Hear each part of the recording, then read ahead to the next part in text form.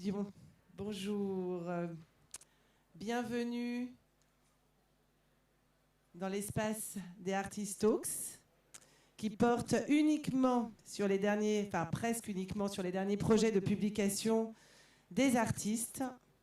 Et ici avec vous, Patrice, on va parler de Pan que vous venez de sortir chez Leitmotiv. Alors d'abord, je vais faire une petite présentation. Vous êtes formé aux Beaux-Arts et initié très jeune à la photographie. Vous êtes un designer, artiste plasticien, sculpteur et photographe indépendant. Par votre univers onirique qui révèle les travers et les qualités du monde, vous interrogez la condition humaine à travers le corps et le paysage, porté par un regard panthéiste. Votre travail artistique place le végétal au cœur de l'unité fondamentale du vivant. Alors je m'arrête sur cette dernière phrase évidemment, parce que c'est pas tous les jours qu'on rencontre quelqu'un qui a un regard panthéiste. Je voulais en savoir plus sur ce regard. Quel regard avez-vous sur le monde ? Dans le panthéisme, je fais le lien avec le sol, la nature dans laquelle nous vivons. Je pratique le potager, je suis moi-même jardinier et cette relation au vivant est pour moi très importante. J'aime beaucoup ce temps long, ce temps que l'on prend pour planter la graine, y porter attention, l'arroser et attendre qu'elle porte ses fruits. Et souvent, ces fruits, on a beaucoup plus en abondance que ce qu'on avait prévu et donc on est souvent dans le partage. Donc c'était intéressant, fait un petit peu la suite avec ce que faisait le précédent plongeur, c'est une plongée macroscopique dans le végétal.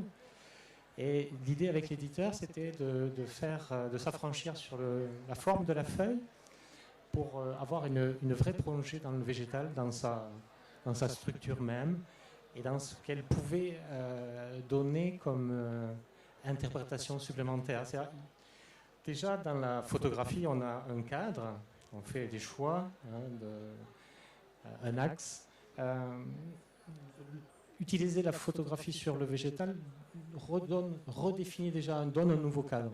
Et là, pour s'en affranchir, il a fallu aller encore plus loin, et donc s'affranchir du bord, et faire comme un laisser-aller, un laisser-prise, un lâcher-prise, pour pouvoir s'immerger totalement. Alors avant de parler du procédé éditorial, parce que c'est pas forcément évident d'en faire un livre, est-ce que je crois que vous parlez de recettes quelque part dans la prise de vue, enfin la prise de vue, la manière justement vous parlez de cuisine pour décrire l'expérimentation du procédé. Est-ce que vous pouvez nous donner la recette ? C'est vrai que c'est très proche de la cuisine, dans le sens où il faut aller au marché. Le marché, moi je l'ai autour de moi parce que je vis dans un petit oasis où j'ai planté mes arbres depuis 27 ans, j'ai mes légumes, etc. Et donc je me lève tôt le matin pour aller chercher les produits frais. Une feuille à un soleil, il faut qu'elle soit fraîche, qu'elle n'ait pas vu le soleil. Et là vous avez un maximum de contraste qui vient s'élever parce que j'ai mis au point un système de cadre de châssis, comme pour les cyanotypes, c'est très proche des procédés classiques. Qui fait monter la température à plus de 50 degrés. Donc c'est une vraie cuisson. Et donc la feuille, quand elle arrive à son point de révélation maximale, qui se situe en fonction des végétaux, on va dire en moyenne 4 heures, il est souhaitable de l'ouvrir à chaud. Parce que la feuille, en fonction des végétaux, c'est très délicat et elle va se briser. Par exemple, la vigne est un végétal absolument infernal parce que dès que vous l'ouvrez, même à chaud, elle a tendance à se briser comme du verre. D'ailleurs, quand on ramasse une feuille de platane ou sur le trottoir, comme vous savez, quand elle est un peu sèche, elle se brise. Voilà. Donc voilà, c'est un travail qu'on doit faire à chaud, un peu comme à la cuisine. On est au pot, on goûte, on se laisse porter aussi par l'intuition, parce qu'il n'y a pas de chronomètre à avoir. On suit le soleil, on essaie d'être à son rythme. Et on voit l'image apparaître, comme dans un labo. Vous voyez le contraste monter. Avec un peu d'expérience, vous savez que c'est à peu près le moment. Et puis en fonction du choix que vous voulez avoir, si vous voulez avoir de la surexposition, de la sous-exposition. En sous-exposition, vous avez la couleur naturelle du végétal qui va prédominer. Et les végétaux ont des couleurs très différentes. Et c'est en surexposant, on vire plutôt vers le brûlé, vers des couleurs très sablonneuses. Donc c'est pas évident ce que je disais de réaliser ce que vous appelez un livre arbre quelque part. Je vous cite, représentant ce procédé, comment avez-vous réfléchi à la direction artistique du livre et on voit aussi qu'il y a eu une réflexion sur le choix du papier. Alors là je dois le souligner, c'est un très beau partenariat avec les éditions Leitmotiv qui m'ont accompagné pour vraiment mettre en valeur ce travail. La recherche du papier c'était un véritable échange. C'est pas un travail solitaire. Je ne pense pas que seul je serais arrivé à faire ça. Je dois reconnaître que vraiment le rôle de l'éditeur est primordial et je pense qu'il faut vraiment le souligner et le dire et le répéter. C'est vrai, merci. En plus, ça a été une très belle rencontre. C'est eux qui sont venus me chercher. Donc voilà, c'était vraiment Comment ils vous ont rencontré, juste pour l'anecdote? Je suis dans le collectif Manifesto à Toulouse. Et donc on est un peu une plateforme de rencontre de photographes et d'éditeurs. Et moi j'habite à côté de deux éditeurs qui sont connus, Escourbiac et Art et Caractère. Et évidemment, imprimeur, pardon. Et évidemment, il s'est trouvé que voilà, ils passaient par là et m'ont demandé qu'est-ce que je faisais. La coïncidence, excellent. Tout à fait, il n'y a pas de hasard. Ils venaient pour un livre, imprimer un livre ou Voilà.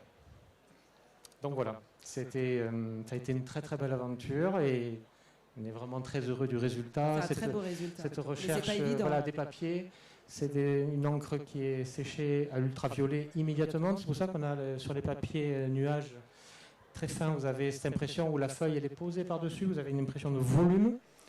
On a essayé de se rapprocher, de s'accorder le plus possible à ce qui était la vérité de la matière même. Parce que j'aime beaucoup l'idée de la matière. Je suis un manuel plus qu'un intellectuel. Voilà, donc j'ai besoin de toucher, de sentir les choses. Surtout quand il s'agit de végétal. En plus. Et la poésie, alors, dans tout ça, parce vous dites d'ailleurs qu'il y a des mots qui sont lancés ici et là, et ici c'est par Fabien Ribéry. Pourquoi avez-vous souhaité en plus avoir des moments de poésie, justement, en feuilletant ce livre? On peut en voir ici un extrait d'ailleurs. Déjà, premièrement, je ne peux pas vivre sans poésie. La poésie m'anime du début à la fin de la journée. Elle fait sens, elle m'accompagne en permanence. Donc c'est vrai que c'était... Et puis Fabien Ribéry écrit très bien. Donc c'était à l'origine l'idée de l'éditeur de présenter les textes à Fabien qui a répondu. Il a fait plusieurs essais. Et voilà, donc on trouvait que ça s'accordait bien, que ça résonnait bien.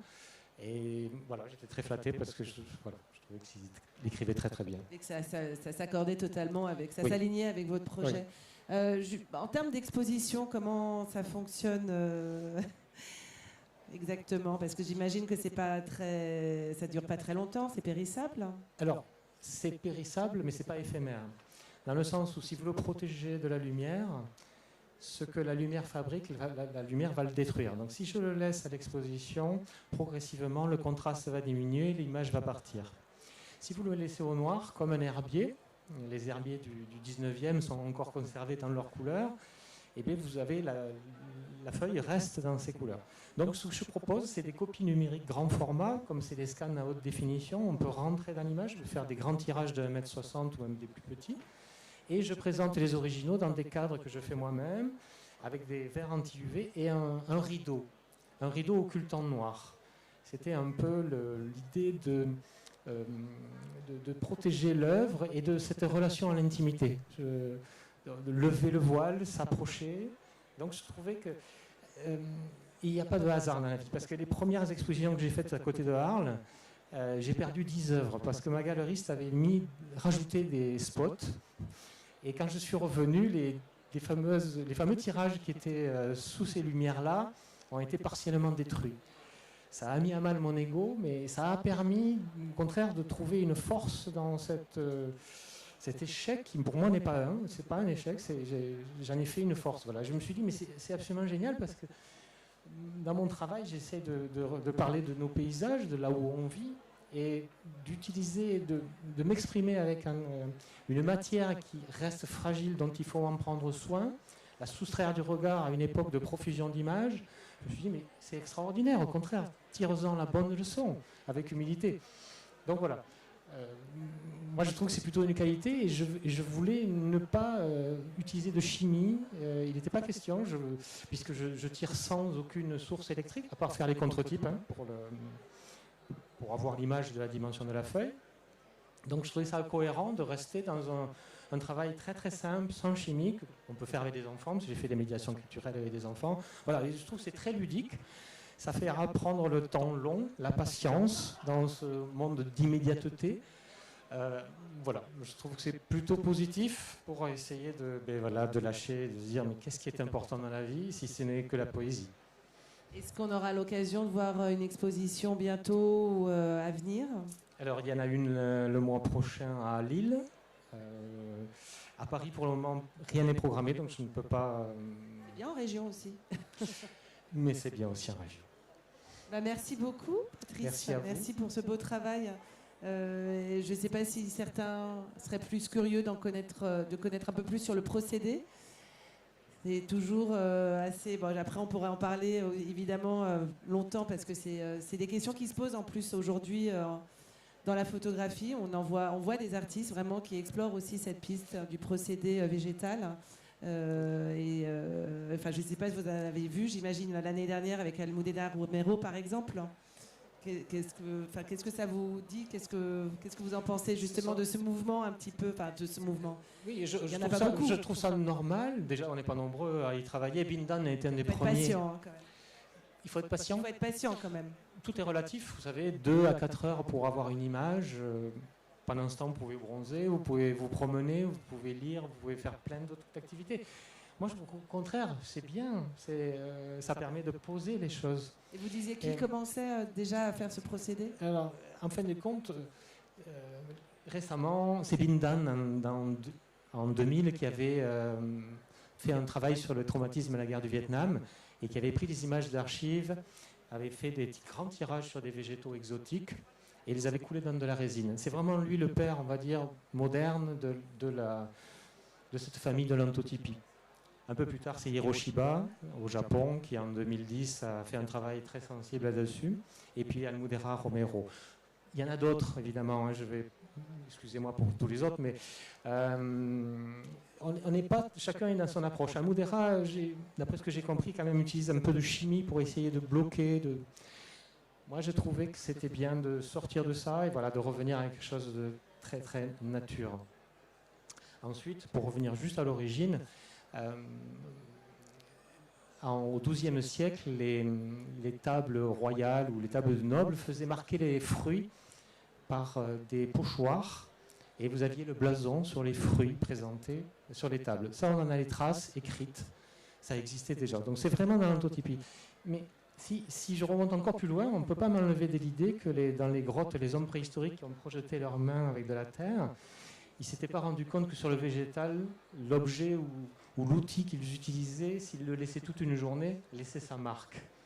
Donc pour moi, on revient à l'origine même de l'image, et non pas à l'origine industrielle, mais l'origine primitive de l'image. Et moi, pour moi, ça fait sens. Merci beaucoup. Merci beaucoup, Patrice Dion. Et on a hâte de voir la prochaine exposition donc à Lille. Avec plaisir. Au revoir. Au revoir.